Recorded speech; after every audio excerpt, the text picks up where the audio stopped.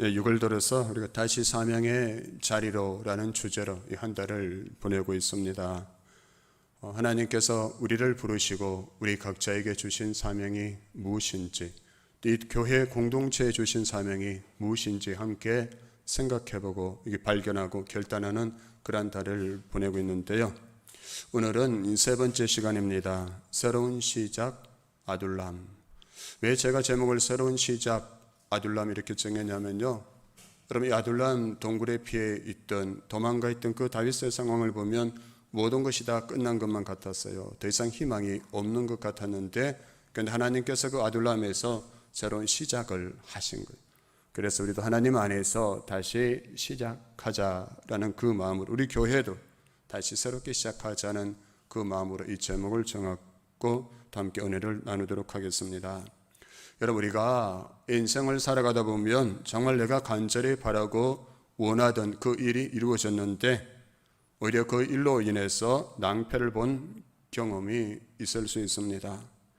다윗은 이스라엘의 혜성처럼 나타나서 그 블레셋의 골리앗을 물리치며 한순간에 영웅이 되었었죠. 그래서 예루살렘의 여인들이 사울이 죽인 자는 천천히요, 다윗이 죽인 자는 만만이로다라고 그 열광하며 다윗을 칭송한 그런 일이 있었습니다. 근데 사울에게 이 소식이 전해지면서 사울이 어떻게 했습니까? 다윗을 시기하기 시작합니다. 그래서 3,000명의 군사를 동원해서 다윗을 잡아 죽이려고 10여 년 동안이나 다윗을 쫓아갑니다. 여러분, 다윗은 그렇게 해서 그 일로 인해서 오히려 10여 년 동안이나 도망자의 인생을 살게 되었었는데요. 여러분, 자기를 죽이려고 끈질기게 추격해오는 그 사울을 피하다가 더 이상 갈 곳이 없다고 느낀 다윗은 이제 아둘람 동굴을 찾게 되죠. 그런데 그것은 석회암 동굴이라서 사람들이 지내기는 너무나 열악한 그러한 환경이었습니다. 그렇다면 여러분, 다윗의 인생에서 이 아둘람이라는 이 시기와 이 장소가 그에게 어떤 의미가 있었을까요? 우리는 우리들의 삶을 되돌아볼 때 어떤 시기, 어떤 사건, 어떤 장소가 우리 인생에서 특별한 의미를 갖게 되는 것을 되새길 때가 있습니다. 그것은 그냥 스쳐 지나가 버린 그런 일들이 아니고요, 흔히 있을 수 있는 일도 아닌 특별한 그런 시간이었고 그런 일들인 것이죠. 이처럼 어떤 사건은 우리의 성격이나 우리의 진로에 결정적인 영향을 미치는 것들이 있는데요, 아둘람은 바로 이 다윗의 생애에서 아주 중요한 위치를 차지하고 있는 그러한 시기였고 그러한 장소였던 것입니다. 오늘 이야기는 다윗이 어떤 굴에 머물렀고 그 굴에서 많은 다른 사람들과 함께 있었다는 이렇게 간단한 이야기 같지만, 근데 다윗의 개인의 생애와 이스라엘이라는 이 나라에 있어서 이 시기, 이 장소는 너무나 중요한 의미를 지니게 되는데요. 먼저 이 시기는 다윗 개인의 인생에 있어서 훈련받고 연단받는 그러한 시기였습니다. 본문 사무엘상 22장 1절에 보면 이렇게 말씀합니다. 그러므로 다윗이 그곳을 떠나 아둘람 굴로 도망하매. 여기서 그곳을 떠나가 바로 사무엘상 21장에 나오는 그 사건을 말하는 것인데요, 다윗은 사울 왕에게 쫓겨다니다가 너무 힘들어서 이제 국경을 넘어서 블레셋 지역에 있는 가드의 왕 아기스에게로 피하게 됩니다. 그곳에 가면 숨을 좀 돌릴 수 있을 것 같아서 그곳에 가게 됐는데, 근데 그곳에서 어떻게 되었습니까? 아기스 왕의 위협으로 인해서 다윗이 미친 척 연기하면서 겨우 그것을 벗어날 수가 있게 되었습니다. 여러분, 이렇게 피신한 곳이 바로 아둘람 굴이었었는데요, 이렇게 피신한 아둘람 굴에서 그가 어떤 생각을 했고 어떤 느낌을 가졌으며 어떤 경험을 했는지 오늘 본문이 아주 간단하게 말하기 때문에 우리는 잘 알 수가 없습니다. 그런데 여러분, 시편 중에는 다윗이 굴에 있을 때라는 제목을 가진 시편이 있는데요, 바로 시편 57편과 142편입니다. 그래서 많은 주석가들은 이 시편이 다윗이 아둘람 굴에 머물렀을 때 그의 경험을 노래한 것이다, 이렇게 말하고 있습니다. 그래서 우리는 시편 57편을 통해서 아둘람 굴에 머물러 있었던 다윗의 그 시기에 그 심정을 우리가 읽을 수가 있겠는데요. 가드왕 아기스의 위협에서 미친 척 연기하며 겨우 벗어나 피신한 곳이 아둘람 굴이었고, 그러니까 그 굴에서 지내는 그 다윗의 마음이 어떠했을까요? 거기에서 무엇을 경험했을까요? 여러분, 시편 57편 1절에서 다윗은 하나님이여 내게 은혜를 베푸소서, 내게 은혜를 베푸소서라고 간구하고 있습니다. 내게 은혜를 베푸소서, 내게 은혜를 베푸소서. 이 간절한 마음이 묻어나죠. 그렇죠? 하나님의 은혜가 아니면 안 됩니다. 이곳에서 하나님이 나에게 은혜를 베풀어 주시 않으시면 내 인생은 끝나버린다는 그 간절한 마음으로 하나님 앞에 다윗이 탄원하고 있는 것이죠. 다윗은 이어서 중요한 고백을 하고 있는데요. 내 영혼이 주께로 피하되 주의 날개 그늘 아래에서 이 재앙들이 지나가기까지 피하리다. 이렇게 고백합니다. 여러분, 지금 다윗이 피하고 숨어 있는 곳이 어디입니까? 동굴이잖아요. 그렇죠? 그러나 그의 고백은 나의 진정한 피난처는 이 동굴이 아니라 무엇이라고 고백하고 있습니까? 하나님이시라고 고백하고 있죠. 나의 진정한 피난처는 하나님이십니다. 여러분, 그의 몸은 지금 동굴에 있지만 그가 정말 피난처로 삼은 것은 동굴이 아니라 하나님이셨습니다. 하나님이 나의 피난처이시고 이 재앙들이 지나가기까지 내가 주의 날개 그늘 아래 피하겠습니다. 나를 숨겨 주십시오. 이렇게 고백하고 있는 것이죠. 이 고백에서 우리는 다윗이 그가 얼마나 하나님을 신뢰하고 의지하는 사람이었는가를 우리가 볼 수 있겠는데요. 여러분, 이런 말이 있잖아요. 어려움을 당하면 그의 믿음이 드러난다. 어려움을 당하면 그가 진짜 하나님을 믿는 사람인지, 어떻게 하나님을 신뢰하며 살아가는 사람인지 드러나게 돼. 지금 여기서는 알 수 없어. 다 믿음이 좋은 사람이에요. 그렇죠? 다 믿음이 좋은 것 같아요. 최근에도 저는 여러 번 이렇게 사람들과 만나면서 경험하게 되는데요. 과연 믿음이 그에게서 하는 일이 무엇인가? 하나님을 믿는 그 믿음이 그에게서 하고 있는 일이 무엇인가? 왜냐? 인생의 위기와 고난을 당하면 마치 믿음 없는 사람들처럼 당황하고 허둥대는 모습을 우리가 보게 되기 때문이죠. 그런데 다윗은 이 상황에서 여전히 하나님을 바라보고 자신을 지키시는 분은 오직 하나님이심을 그가 분명하게 고백하고 있는 것입니다. 이런 믿음의 고백이 우리 모두에게도 있어야 되겠죠. 내 삶의 자리와 내 형편이 어떠하든지 여전히 하나님은 나를 지키시는 분이시고 내가 신뢰하고 의지할 분은 오직 하나님 한 분뿐입니다. 아멘. 그 믿음 있어야겠죠. 이어서 시편 57편 2절에서 다윗이 이렇게 고백하는데요. 내가 지존하신 하나님께 부르짖으며 곧 나를 위하여 모든 것을 이루시는 하나님께로다. 이렇게 고백합니다. 찬양합니다. 누구에게 부르짖습니까? 지존하신 하나님께 그가 부르짖고 있어요. 여기서 우리는 하나님을 향한 다윗의 갈망을 느낄 수가 있는데요. 이런 고난과 관련해서 우리 아버지 하나님이 하시는 일이 무엇입니까? 악을 선으로 바꾸시고 모든 것이 합력하여 선을 이루시는 하나님. 내게 일어나는 모든 일을 합력하게 하셔서 하나님의 뜻을 이루도록 이끌어 가시는 하나님이 내 아버지 하나님이시다. 아멘. 그 믿음을 다윗이 고백하고 있는 거예요. 그렇죠? 여러분, 고난이 하는 일이 무엇입니까? 그렇고 고난을 통해서 나를 깨우쳐 주시고 낮추시고 그래서 나로 하여금 하나님 앞에 겸손히 나아가도록 이끌어 가시죠.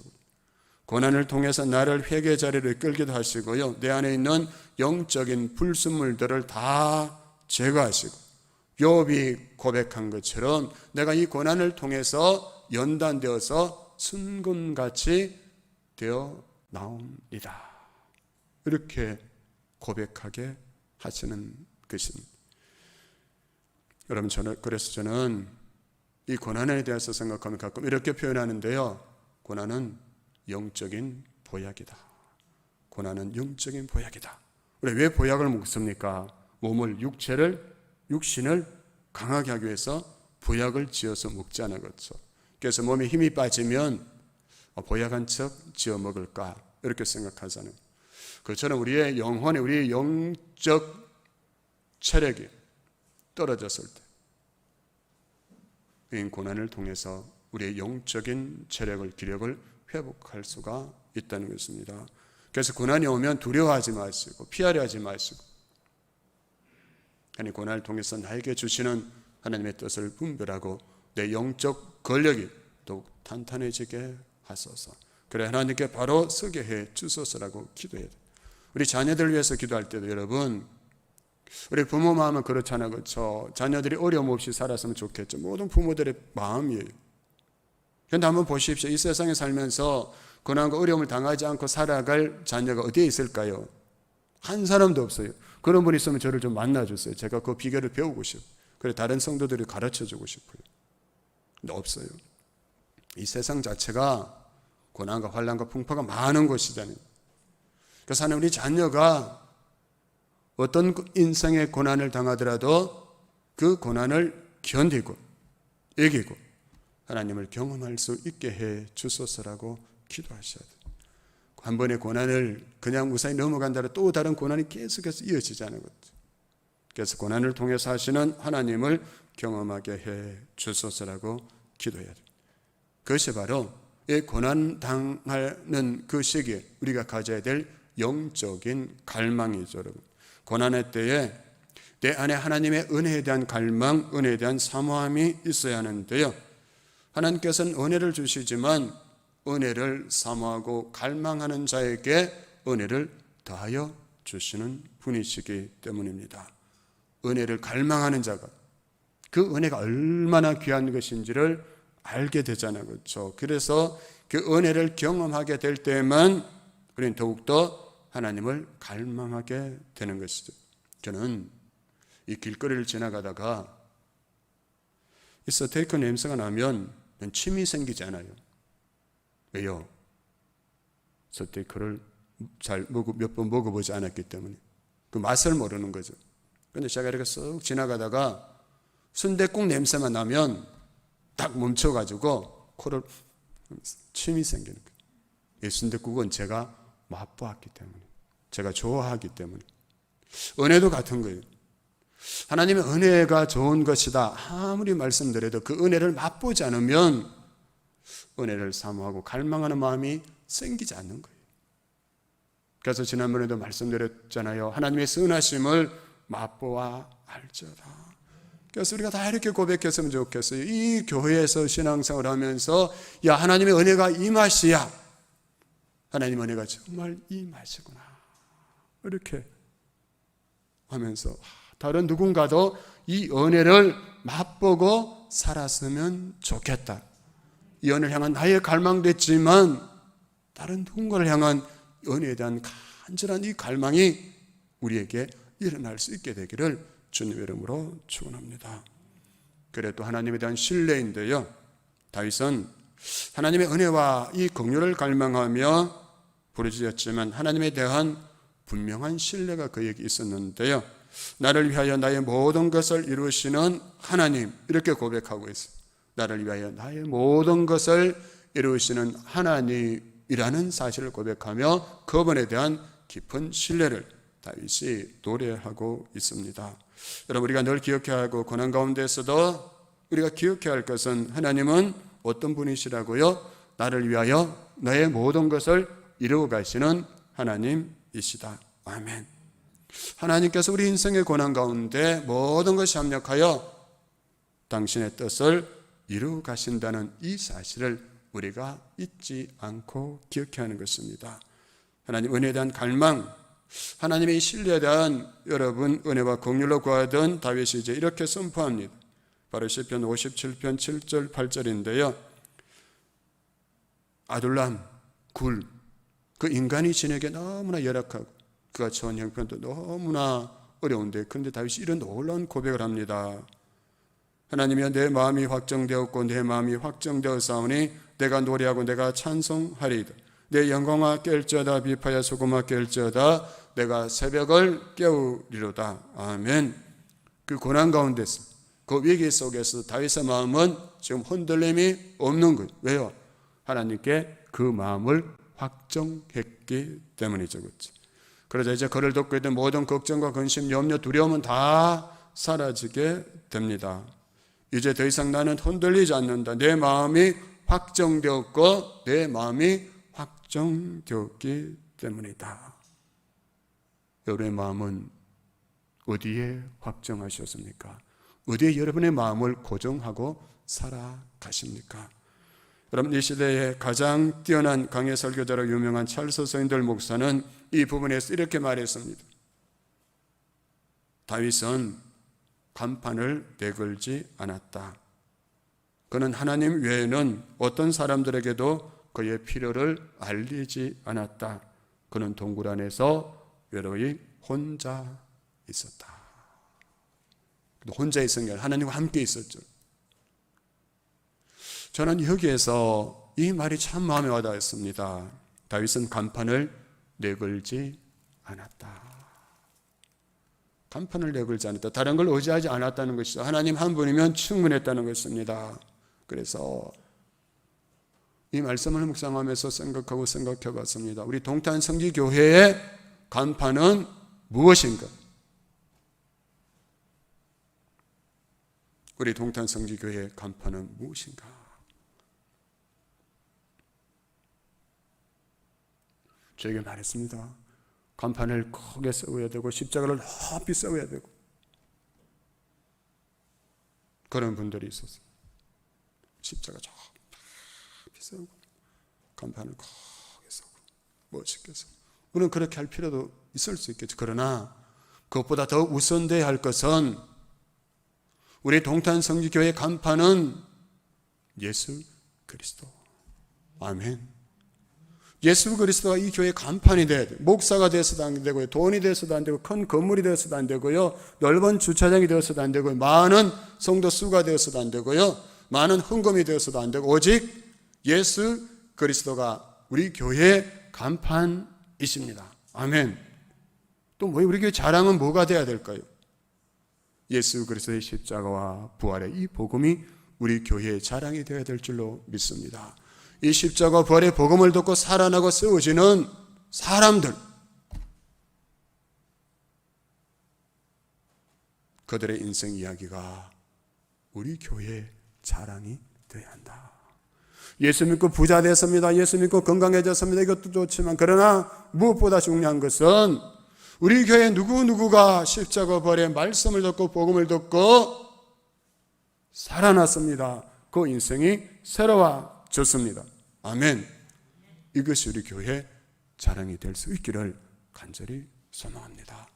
우리 교회 간판은 예수 그리스도, 우리 교회 자랑은 예수 그리스도, 그분의 십자가와 부활의 복음인 줄 믿습니다.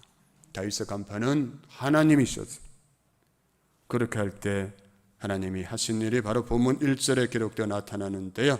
그의 형제와 아버지 온 집이 듣고 거리로 내려가서 그에게 이르렀고, 여러분 누가 하십니까? 하나님이 하셨어요. 다윗이 더 이상 다른 간판을 내걸지 않고 오직 하나님을 신뢰하며 하나님을 의지하고 그분을 바라보며 기도하고 나아갔을 때 하나님이 하셨습니다. 다윗의 간판을 내걸지 않았지만 하나님께서 사람들을, 다윗의 가족들을 그에게로 모으시는 것을 우리가 지금 보고 있는 것이죠. 이런 일들이 아둘람 굴에서 일어났어요. 화려한 왕궁이 아니었습니다. 크고 유명한 저택이 아니었고요. 사람이 지내기 너무나 어려운 그 아둘람 굴로 하나님께서 사람을 모으시고 사람을 보내주셨다는 거예요, 여러분. 참 놀라운 일이잖아요. 놀라운 은혜이지 않습니까? 그런데 되게 놀라운 것은요, 이러한 역사가 다윗에게만 아니라 오늘도 하나님을 의지하고 신뢰하며 나아가고 하나님의 은혜와 긍휼을 갈망하며 나아가는 모든 사람에게 하나님 오늘 이렇게 행하기를 원하고 계시는 줄 믿습니다. 나에게도 나에게도 하나님이 그 일을 행하기를 원하고 계신다. 사랑하는 성도 여러분, 하나님이 때로는 저와 여러분을 동굴로 몰아가실 때, 아무것도 보이는 것이 없는 전무의 상태로 몰고 가실 때, 그럴 때 하나님은 그때 하나님의 본심을 잘 알아야 돼요.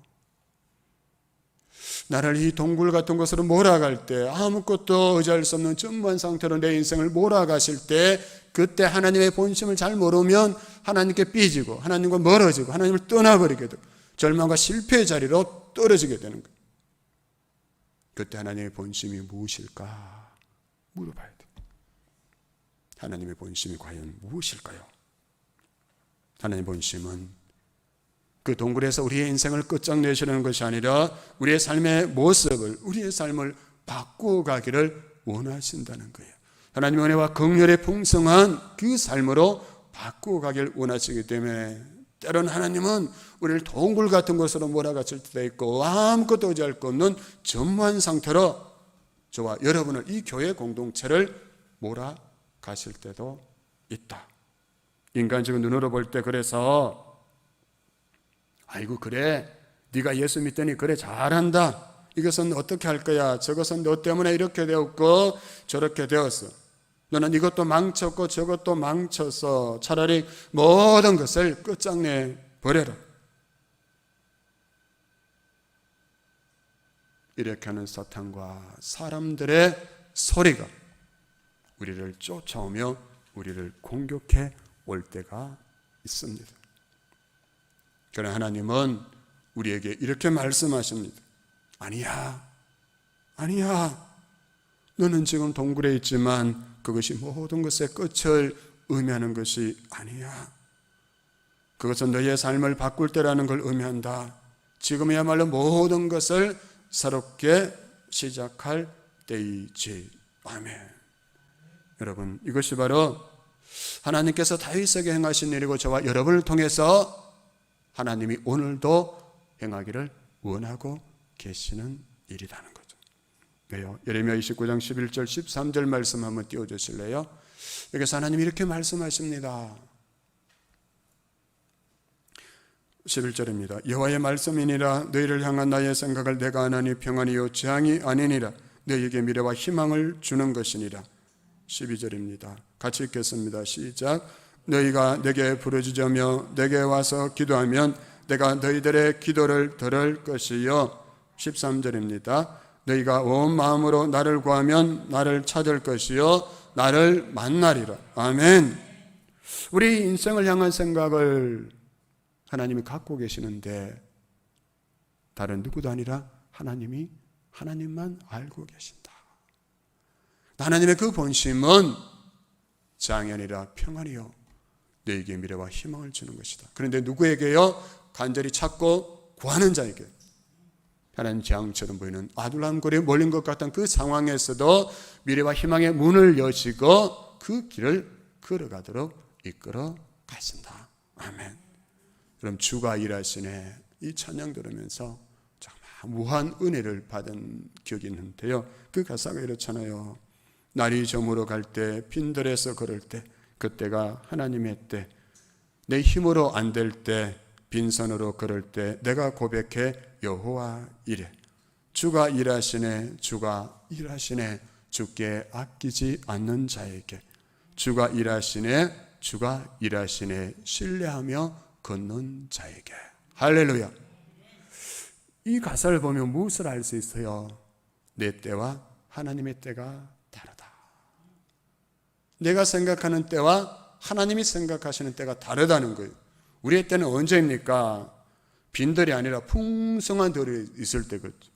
내 삶의 자리에 뭔가 풍성하게 채워져 있을 때 그때가 하나님의 때라고 생각하잖아요. 빈손이 아니라 내 속에 뭔가 가득한 것을 쥐고 있을 때 그때가 하나님의 때라고 그러면 그때 시작해야 된다 생각하잖아요. 그래서 주저하고 망설이게 되잖아요. 그때가 아직 되지 않았다고. 왜? 내 인생이 빈들에 있는 것 같고 내 손이 빈손에 있을 때. 그때는 내가 생각하는 때예요. 하나님이 생각하는 그때. 빈손 빈들은 내가 생각하는 때는 아니지만 그러나 하나님은 그때 일하기를 원하신다.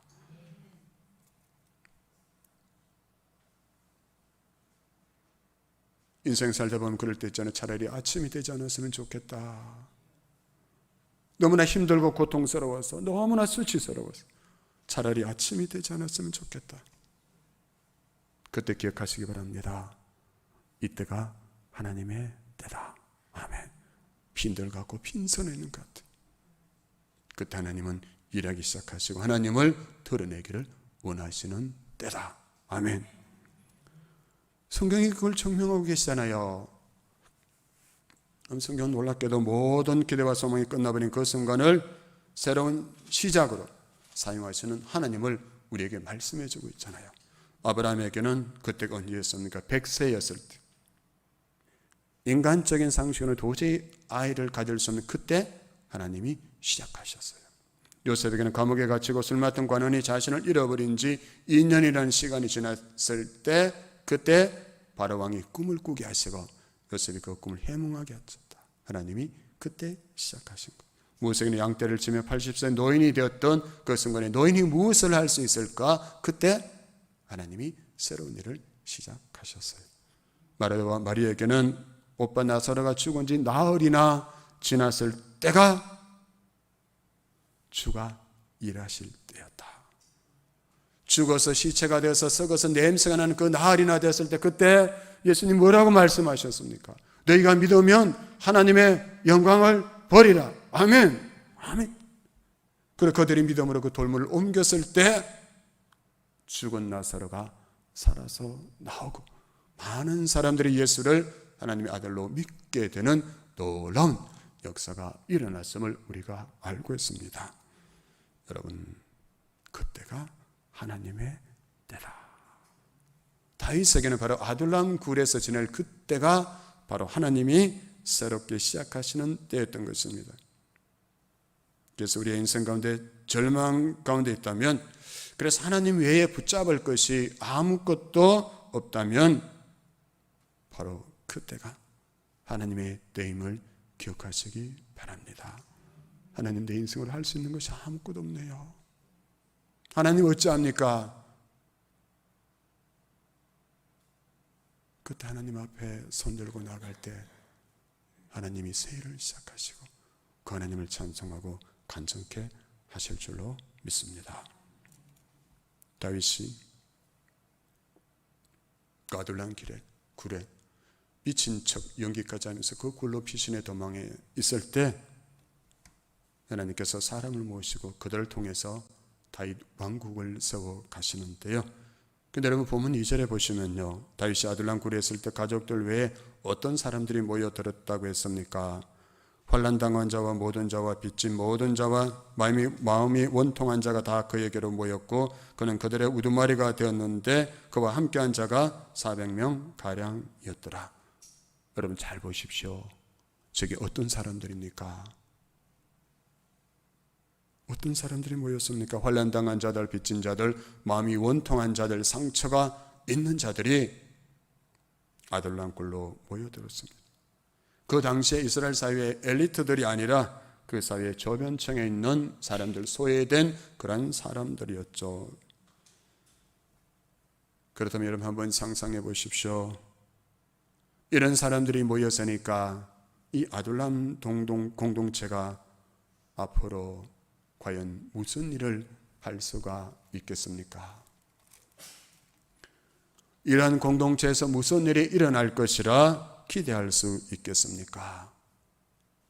세상에서 엘리트고 폼 잡고 사는 사람들이 그래도 좀 있어야 무언가 새로운 일을 시작할 수 있을 것 같은데, 환난당한 자, 빚진 자, 마음이 원통한 자들, 마음에 분노와 상처가 있는 자들이 그 아둘람 굴로 모여든 것이죠. 다윗이 이들을 데리고 무슨 일을 할 수가 있을까요? 그런데 놀라운 것은 다윗이 아둘람 굴에서 이들과 함께 지낼 때 지은 시편 57편에서 이런 선언적인 고백을 하고 있는데요. 아까도 보았던 내용인데요. 이제는 9절까지 같이 해서 제가 한번 읽어드리겠습니다. 시편 57편 7절부터 9절입니다. 하나님이여, 내 마음이 확정되었고 내 마음이 확정되었사오니 내가 노래하고 내가 찬송하리이다. 내 영광아 깰지어다. 비파야 수금아 깰지어다. 내가 새벽을 깨우리로다. 주여, 내가 만민 중에서 주께 감사하며 문 나라 중에서 주를 찬송하리이다. 할렐루야. 아멘. 여러분, 내 마음이 확정되었고 내 마음이 확정되어 사오니 내가 새벽을 깨우리로다. 이 선은 우리에게 감동을 주고요, 우리의 가슴을 뜨겁게 하지 않습니까? 그런데 지금 아둘람 동굴의 그 상황, 거기에 모여든 사람들을 보면 잘 이해가 되지 않잖아요. 다윗이 처해 있는 상황도 그랬고 거기에 몰렸던 사람들의 면모를 보더라도 어떻게 이런 선언적인 비전이 선포될 수가 있나 하는 생각이 들기 때문인데요. 그런데 놀라운 것은 여러분, 다윗의 이 선언대로 400명의 사람들이 다윗 왕조를 창출해낸 주역이 되었다는 것입니다. 그들이 단지 다윗 왕조를 창출해낸 그러한 일로서만이 아니라 메시아가 오실 다윗 왕조의 나라를 건강한 정치와 경제, 사회가 되도록 이끌었던 사람들이 되었고요, 나중에는 다윗의 아들 압살롬이 반란을 일으키고 그 이스라엘의 엘리트들이 그 압살롬과 함께 합세했을 때 그때도 이들은 끝까지 다윗 왕조를 지키며 다시 회복하는 그 사명을 감당한 사람들이 되었던 것입니다. 여러분, 다윗은 세상 속에서 실패자여 불량배여 상처투성인 사람들을 어떤 사람들로 변화시켰습니까? 다윗은 힘든 사람들을 만났습니다. 그들 속에서 다윗이 얼마나 힘들었을까요? 환난당한 자들, 빚진 자들, 마음이 원통한 자들, 그들 속에서 다윗이 얼마나 힘이 들었을까? 그래도 다윗은 그 아둘람 굴에서 기도하며 참고 인내하면서 하나님의 은혜로 이 사람들을 훈련하고 교육했습니다. 다윗은 아둘람 공동체가 신앙 중심, 하나님의 중심의 공동체가 되도록 그렇게 이끌어 갔었는데요, 그들이 하나님의 말씀을 가르치고 여러분, 빚지고 환난당하고 원통한 그 마음, 그 강팍한 그 마음들을 찬송으로 부드럽게 함양했었고 서로 이해하고 서로 받아주며 서로 사랑하는 그러한 공동체로 다윗이 만들어 갔던 것입니다. 다윗은 그들을 포기하지 않았고 그 사람들이 하나님의 말씀과 사랑으로 그들의 상처와 고통을 치유받고 세워지도록, 하나님의 사람들로 세워지도록 그렇게 만들어 갔었고, 환난과 빚과 마음의 원통함 때문에 모든 비전과 소망을 잃어가던 그들에게 하나님을 바라보며 하나님 나라에 대한 소망과 비전을 가질 수 있도록 그들을 그렇게 만들어 갔습니다. 그들은 그렇게 이 아둘람 굴에서, 이 아둘람이라는 이 영광로에서 승금같이 단련되고 연단되어서 하나님께서 귀하게 사용하시는 다윗 왕국의 주역들로 변화되었던 것입니다. 사랑하는 성도 여러분, 이 모습이 어떠합니까? 이 모습이 바로 교회가 아닙니까? 이 아둘람 공동체가 바로 교회의 모형이라 생각되지 않습니까? 그렇습니다. 아둘람 굴은 교회입니다. 아니, 교회가 만들어가야 할 공동체의 모습을 보여주고 있는 것이죠. 환난당한 자, 빚진 자, 마음이 원통한 자, 그렇게 세상에서 지치고 상처받고 절망하는 영혼들이 모였지만 하나님을 예배하며 기도하며 사랑하는 가운데, 찬송하는 가운데 치유되고 회복되고 사랑으로 하나가 되고 나아가 하나님 나라의 주역으로 쓰임받는 신앙 공동체로서의 교회의 모습을 잘 보여주고 있는 것이 바로 아둘람 공동체입니다. 그 중심에 진정한 예배자 다윗이 있었어요. 하나님을 진정으로 예배하며 찬양하고 또 정직한 심령으로 기도하고 간구하는 다윗이 있었는 것인데요, 예배자 다윗이 중심이 되어서 그 상처 많은 불평, 원망으로 가득한 그들의 심령을 기경하여 하나님의 일을 감당할 수 있는 주역들로, 나라를 다시 회복하는 주역들로 세워가셨고 하나님께서 그들을 통해서 새 역사를 이루어 가셨던 것입니다.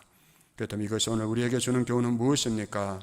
그것은 바로 우리 동탄 성지교회가 어떤 공동체가 되어야 하며 교회라는 믿음의 공동체를 섬기는 우리가 어떤 모습으로 이 자리에 있어야 하는 것을 우리에게 보여주고 있는 것이죠.